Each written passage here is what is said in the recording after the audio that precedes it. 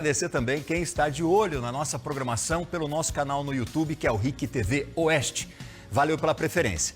A gente chega aqui abrindo o nosso programa desta quarta-feira falando sobre dengue, mas nós temos informações muito importantes, porque nesse momento uma entrevista coletiva está sendo realizada em frente ao Hospital Universitário aqui em Cascavel. A gente tem agora o diretor da 10ª Regional de Saúde, Rubens Griepe, falando sobre a abertura de 25 novos leitos em enfermaria no Hospital Universitário aqui de Cascavel para atender toda a demanda de mais de 90 cidades aqui da nossa região com atendimento sobre a dengue. Nós vamos ouvir um pouquinho o que diz o Rubens, que ele está falando nesse momento algo muito importante. Vamos ouvir. Já uma perspectiva a médio prazo de que com a inauguração da nova unidade materno-infantil haveria um acréscimo de leitos, né? Esse processo foi acelerado, como o Rafael já disse, ainda no final do ano passado, com ampliação de mais 30 leitos de enfermaria e agora mais 25 leitos. Quanto custa cada leito desse, né? Porque tem a contratação dos profissionais que o Rafael falou, mas também tem a necessidade de ampliar esse recurso financeiro. Quanto custa para o Estado? Quanto que vem de recurso para manter esses leitos? Acho que esses dados o Rafael pode trazer um pouco mais, de forma mais detalhada. Pode ser. Então, a contratação de recursos humanos, a gente fez a conta e apresentou à Secretaria de Estado de Saúde, neste momento custará em torno de R$303 mil por mês.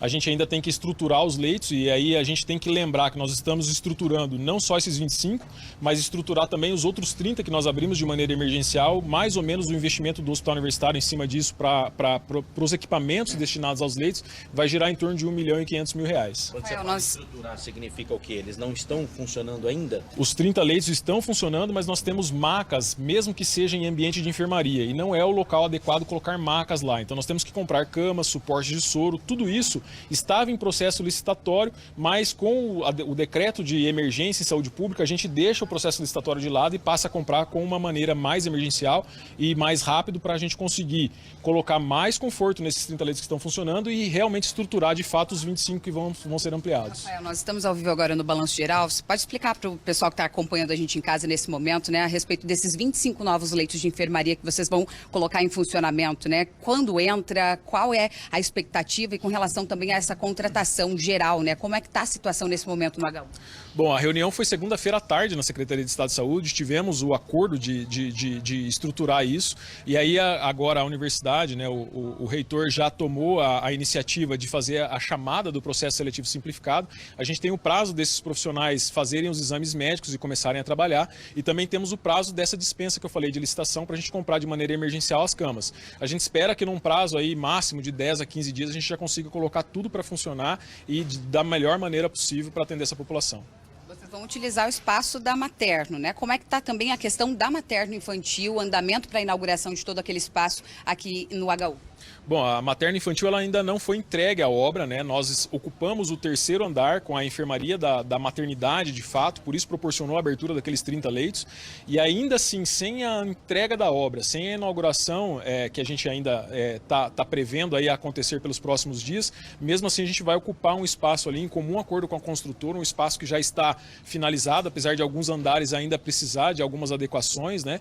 A gente vai fazer essa ocupação dessa maneira, combinada com a construtora e de acordo com a Secretaria de Estado de Saúde, junto com a reitoria, trabalhando para que a gente possa proporcionar essa ampliação. Você comentava do cenário em geral, né, da 10ª Regional. Hoje, Cascavel é a cidade que mais preocupa na visão de vocês? Como é que está esse andamento? Dentro da 10ª Regional de Saúde é a cidade que tem uma elevação bem importante do número de casos. E, obviamente, uma população que corresponde a 60% do total da população da 10ª Regional de Saúde, o impacto no sistema ele é considerado alto, né? Então, não é só aquele atendimento de consulta realizado nas unidades básicas de saúde ou mesmo nas UPAs, mas também o giro do que a gente chama de leito de hidratação, né? Boa parte desses pacientes precisa permanecer por 24 a 48 horas em leito de hidratação. Não são leitos de maior complexidade, mas oportunizar o giro desses pacientes é importante para dar maior fluidez para todo o sistema. Nós chegamos a ter 180 pacientes nas UPAs, por exemplo. Desses, 80 pelo menos eram casos graves, né, precisando de um leito. E desses casos graves que precisavam de um leito, o que chegou para vocês na regional? Por exemplo, boa parte seria violências, fraturas, né? O que vocês têm avaliado também isso com relação às nossas UPAs que tem esse reflexo, né, dessa sobrecarga? Isso, a grande maioria não são pacientes que demandam um leito de UTI ou de cuidados intensivos, são pacientes de enfermaria, né? Só que obviamente de maior complexidade, que não podem ir para um outro hospital de menor porte, eles acabam precisando chegar aqui no hospital universitário. A regulação médica de urgência, ela tem feito um esforço importante na definição do perfil desse paciente. Então, aproveitar melhor a tecnologia instalada, a capacidade instalada em cada hospital. Aqui no município de Cascavel, são 3 hospitais que a gente considera terciários, o próprio Hospital de Retaguarda, pela assistência de UTI, o Hospital Universitário e também o Hospital São Lucas Fag, né? E todos eles serão aproveitados para esses casos de maior complexidade. Os casos de menor complexidade seguem a distribuição conforme a própria grade de referência que nós já utilizamos. Feito, tá, então, Valdinei, a gente teve nessa coletiva, né, a resposta desses pacientes com relação aos leitos e tudo mais. Agora a gente vai ouvir o reitor da UniOeste também, o reitor que vai trazer os detalhes dessas demandas do Hospital Universitário, a gente vai acompanhar agora. O Beto Preto, com a diretriz do governador, tem trabalhado e tem esse entendimento. Esse é o grande hospital público da região, né? Não existe outra opção quando é preciso abrir leitos rapidamente, e a nossa universidade, o nosso hospital entende esse papel e tem atendido as demandas. Então agora nós estamos adiantando algo que nós já íamos fazer. Nós temos um planejamento de médio e longo prazo para o hospital universitário. Nossa região está crescendo cada vez mais, e é preciso entender que com o crescimento da região, com o aumento da população, nós precisamos estar preparados para a saúde pública de agora, do amanhã e do futuro. E o Hospital Universitário é o grande parceiro da saúde pública da nossa região. A parceria com o secretário, sempre que é demonstrado a necessidade, a CESA sempre atendeu a necessidade, tanto é que liberou contratações, liberou recursos para compra de equipamento, e essa parceria vem lá de trás desde a pandemia, onde esse hospital foi o grande pilar da saúde da nossa região. Então nós precisamos entender essa complexidade e precisamos trabalhar em conjunto, né? O Rubens acabou de falar de todo esse trabalho em conjunto com os demais hospitais da região, mas a gente sabe, quando há uma necessidade emergencial de ampliação rápida, sobra para o hospital universitário, e nós não entendemos claramente o nosso papel e sempre vamos estar dispostos a fazer o esforço.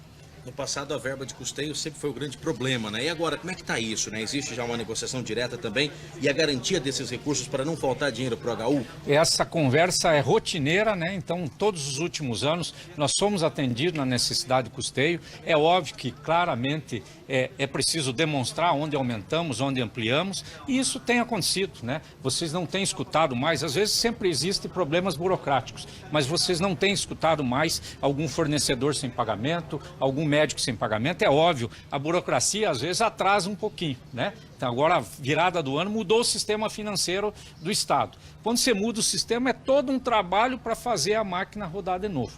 Mas nós estamos ativamente trabalhando para que a máquina pública cada vez funcione melhor e atenda quem mais precisa. Esse hospital é fundamental para aquelas pessoas que mais precisam, e a UniOeste foi sonhada e foi lutada, e esse hospital passou a ser universitário justamente para isso, para atender as pessoas que mais precisam. Rafael, a gente tem atualização de quantos pacientes estão nos corredores nesse momento, aguardando por uma regulação aqui dentro mesmo do Hospital Universitário? Eu já tinha falado anteriormente, a gente tem hoje 75 pacientes ali no corredor, 33 deles estão em quartos, que nós temos vagas nos corredores, os demais estão ali nas macas mesmo, e é isso que a gente espera fazer, né? Melhorar a qualidade do atendimento para esses pacientes que não estão dentro dos quartos do pronto-socorro. Tá certo, então tá aí. Agora, nesse momento, eles vão comentar a respeito das mortes, os atendimentos aqui dentro. Mortes relacionadas, enfim, à dengue, a gente vai acompanhar a resposta. Realmente jovem, e ela chegou já com um quadro agravado de dengue tipo D, né? Uma dengue hemorrágica. Fizemos tudo possível que fosse para conseguir salvar a vida dessa paciente, mas infelizmente já chegou no estado avançado da doença, e a gente, por mais esforço que a nossa equipe dedicou a ela, infelizmente a gente acabou perdendo essa paciente. Ela tinha comorbidades ou não? Não sei, não investiguei o caso de fato a fundo, se ela realmente tinha outras comorbidades associadas. Essa jovem era de onde? Não sei também. Guaraniaçu. Não sei. O óbito Guaraniaçu. foi confirmado oficialmente. O óbito ainda não foi confirmado oficialmente. Essa jovem deu a entrada, então, seria de Guaraniaçu, e que tem essa característica de ser uma morte por dengue. Nesse momento eu vou convidar o chefe da Regional de Saúde, o Rubens, que está aqui com a gente, Valdinei, para que ele converse um pouco sobre o cenário geral da 10ª Regional. A gente está em coletiva, então, né, a câmera balançou um pouquinho, só para a gente explicar para você que está em casa que tudo está acontecendo acontecendo, né? Ao vivo aqui, a gente está também acompanhando todos esses desdobramentos, né, Rubens? A gente vem falando sobre essa questão de leito, já não é de hoje, há um bom tempo, né, que a gente tem essa conversa também para mostrar para quem está em casa, para trazer esse cenário atual hoje, na 10ª regional, por exemplo. Quais as atualizações, Rubens? Quantas pessoas que estão ali à espera de uma regulação? E, claro, a importância desse anúncio hoje aqui desses 25 leitos, né, de enfermaria. Sim, com certeza, eles são leitos que vêm num contexto de epidemia, mas eles são leitos que permanecem para o sistema. Acho que esse é o grande ganho, né? Como já destacado, no final do ano passado conseguimos fazer uma ampliação de 30 leitos, somando com esses, são 55 novos leitos à disposição. Obviamente, né, que o Hospital Universitário, por ser uma referência terciária, ele abrange um conjunto muito grande de municípios, para além da 10ª Regional de Saúde. Aqui nós somos 25 municípios, mas a macro-região são 93 municípios que acabam sendo referenciados para a maior complexidade possível. A cidade de Cascavel cresce dia após dia, né? O Hospital Universitário ele tem um plano diretor para daqui a alguns anos dobrar a sua capacidade. Eu acho que é esse o grande objetivo do nosso secretário de Saúde, né? Fazer investimentos consistentes para minimizar esse impacto, né, que temos sofrido aí há muitos anos em relação a esta demanda. De um modo geral, né, com a experiência que o senhor tem em gestão de saúde, já não é a primeira vez que está à frente, inclusive, da 10ª regional. Nesse momento, o estágio da dengue que nós temos, né, aqui em todo o estado, quais as preocupações, o que mais é de dificuldade para vocês, além, claro, dessa questão da falta de leitos e de profissionais? Isso, nós estamos quase alcançando o chamado platô, né? Então, a fase mais crítica é do que a gente terá da doença. A grande preocupação é o grande volume. A maioria dos pacientes evolui de forma muito benigna e rápida. Só que esse volume de atendimento, tanto nas unidades básicas de saúde como nas UPAs, ele pressiona demais o sistema, porque para além desses casos de dengue, nós continuamos com as outras patologias, né, que têm impactado o sistema. Então, a orientação é o enfrentamento em todas as possíveis linhas, o controle do vetor, o acompanhamento médico nas unidades básicas de saúde de todos os nossos municípios o mais precoce possível, a hidratação, o uso do medicamento, porque prescritos sintomáticos, né? E sim, né, na presença de sinais e sintomas de alarme, procurar a referência estabelecida. Nós temos na 10ª Regional de Saúde, para todos os nossos municípios, o estabelecimento de uma referência nas 24 horas, né, que pode ser ou um hospital de pequeno porte ou um pronto atendimento, para que esse paciente possa fazer os seus exames e ser acudido. Na existência de uma complicação, esses pacientes serão transferidos para o município de Cascavel, prioritariamente para o Hospital de Retaguarda e também o Hospital Universitário.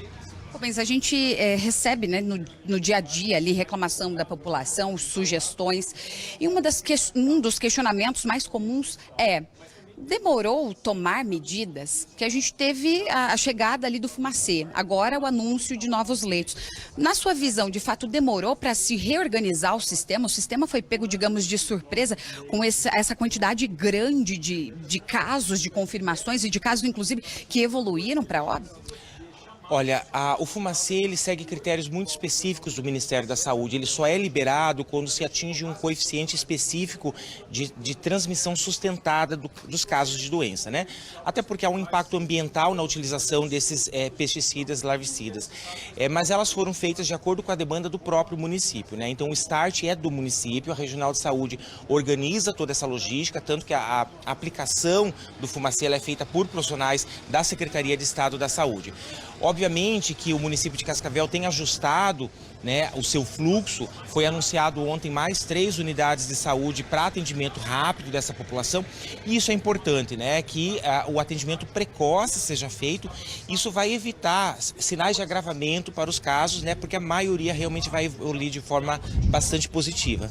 Todas essas medidas são também adotadas, Rubens, logo após, né, todo esse relatório feito pela Defensoria Pública em Saúde aqui de Cascavel, nas UPAs, na gestão de um modo geral da dengue. E agora vindo essa resposta desses novos leitos. A situação tende a ser amenizada na sua visão como gestor, como chefe da 10ª Regional?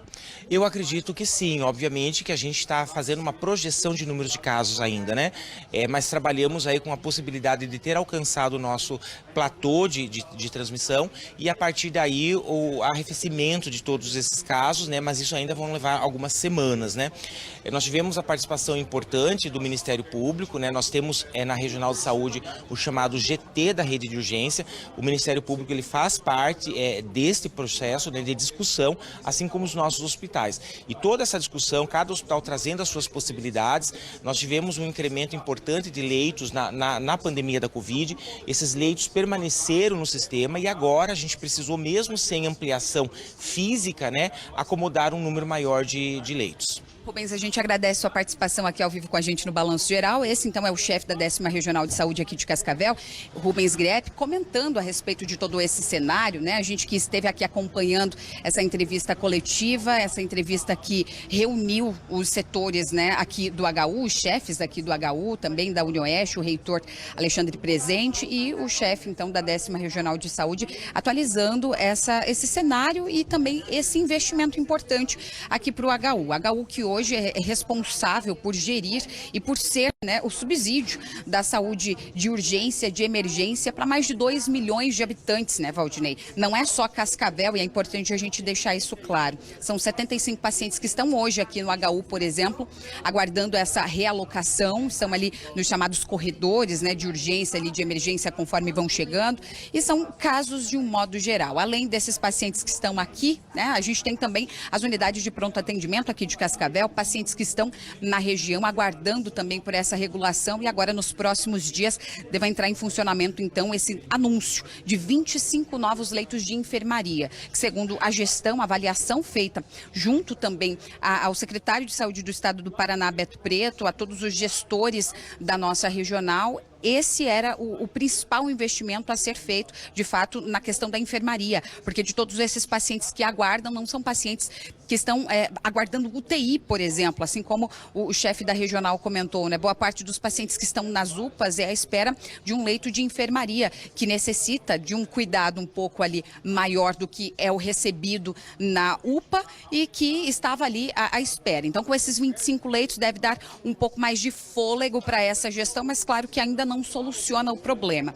O chefe aqui da regional comentou, né, Valdinei, até durante a coletiva, agora também na entrevista para nós, que nós estamos no ápice de casos, de confirmações, e isso vem sendo anunciado aí também nos últimos dias, nas últimas semanas, com relação a esses casos, e que a gente deva, pelo menos nas próximas 2 ou 3 semanas, ainda viver no dia a dia confirmação de muitos casos e nos relatórios semanais também confirmações tanto de mortes quanto também de novos casos. Amanhã, quinta-feira, sai o novo relatório aqui de Cascavel, que deve apontar a evolução da doença na última semana, a quantidade de novos casos e também de mortes. A gente segue acompanhando essa situação e daqui a pouquinho, Valdinei, a gente volta, porque vamos até a uma UPA aqui de Cascavel para mostrar como é que está o cenário neste momento. O que a gente já tem para adiantar é que a procura segue elevada e que as UPAs, o sistema como um todo, segue sobrecarregado aí nessa quarta-feira, Valdinei. O Rubens, e você reforçou aí, nós chegamos a um platô que é onde se estabelece um padrão. Então, a partir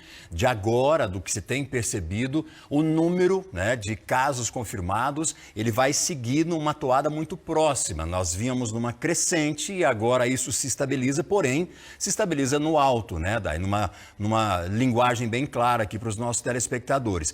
Mostramos para você que está em casa, para você que está acompanhando o nosso Balanço Geral, nesse comecinho de programa, em primeira mão, inclusive, esse anúncio que foi feito agora há pouco pelo reitor da UniOeste, também pelo diretor clínico do Hospital Universitário, pelo chefe da 10ª Regional de Saúde, a liberação de 25 novos leitos de enfermaria para atendimento no Hospital Universitário aqui em Cascavel para pacientes com dengue. Os pacientes que estão numa situação mais crítica e que requerem, então, esse atendimento especializado aqui no HU. Importante lembrar, Dai, você fez uma pergunta sensacional para o Rubens, que era a que muitos que estão nos acompanhando agora gostariam de fazer. Por que só agora veio esse recurso? Por que essa decisão foi tomada só neste momento? Por que não se pensou isso? A gente também precisa lembrar que é todo um processo, principalmente quando esbarra na burocracia, torna o processo muito lento. Infelizmente, até essa tomada de decisão, algumas pessoas vão sofrer os efeitos, especialmente neste caso da dengue. A Daiane vai voltar daqui a pouco porque a gente vai falar sobre as desistências. Tem muitos pacientes, muita gente chega nas unidades de pronto atendimento ou mesmo lá no hospital de retaguarda com todos os sintomas da dengue, numa situação muito crítica, que faz o seu cadastro ali para ser atendido, mas acaba desistindo por conta da demora para ser atendido. E aí volta para casa para curar suas feridas em casa. Cerca de 500 pessoas, todo santo dia, acaba desistindo dos atendimentos nessas unidades de saúde, um número elevadíssimo, que nós vamos tratar daqui a pouco, vamos entender em detalhes daqui a pouquinho com as autoridades ainda falando sobre dengue aqui no nosso Balanço Geral.